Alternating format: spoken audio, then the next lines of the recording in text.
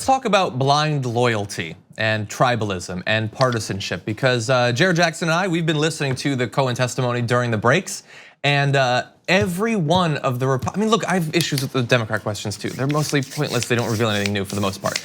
But the Republican questions are all just, I want to make sure that one person who's watching this, Donald Trump, knows that I have got his back and I'm defending him. And so, again, none of them are remotely interested in whether Donald Trump committed crimes, and if he did, cares about it at all. That is the most clear thing in the universe. It is screaming from every one of them. Some of them are literally screaming, like Mark Meadows.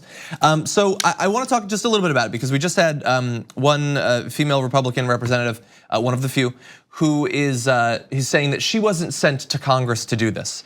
And as we all know, you only do in Congress the exact one reason that you went there for.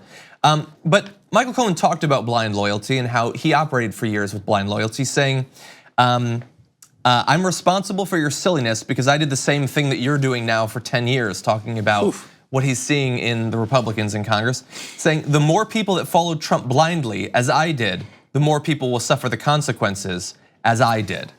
And that has not dissuaded a single one of them from lining up to bow at the altar of Donald Trump. It's the true thing. So when they say, like, I was thinking this morning, they said how much of a liar he's been for 10 years. I said, who has he been working with?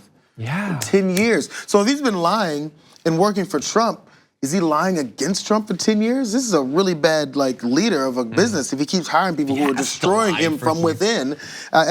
So that wasn't always obviously put out there, but like you said, the line when you're saying, yes, I was being a blind loyalist and it destroyed me, be careful. No one heeds these kinds of warnings. Yeah. I don't know what it's gonna take.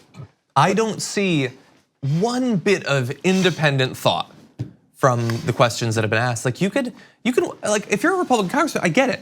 You don't want your president to be impeached, and you might be willing to turn a blind eye to criminal acts because of how damaging it would be, and you'll say, well, it's in the better interest of the country, whatever.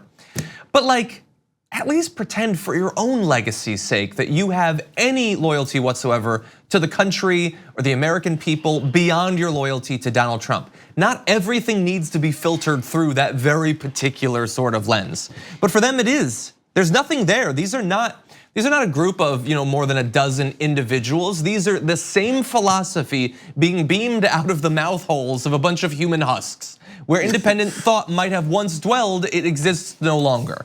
And so that has made this hearing far more depressing, because they won't engage seriously with the allegations that are being made. You don't have to blindly assume that what Michael Cohen is saying is true, but ask questions designed to find out if it's true or not. And they're not interested in doing that either. There was the representative you were talking about was Representative Carol Miller out of West Virginia. She was the one that was saying, I was sent to Congress to do just this because what you're doing today in this hearing is a disgrace to the American people. And the American people in West Virginia sent me this way to do this.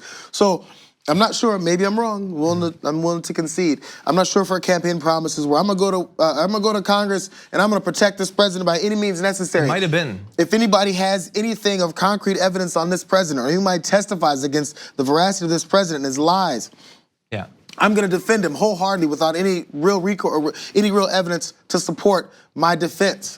It looks like that. Is that what they sent you to Congress to do? For 32% of the country, yes, that is what they sent it for.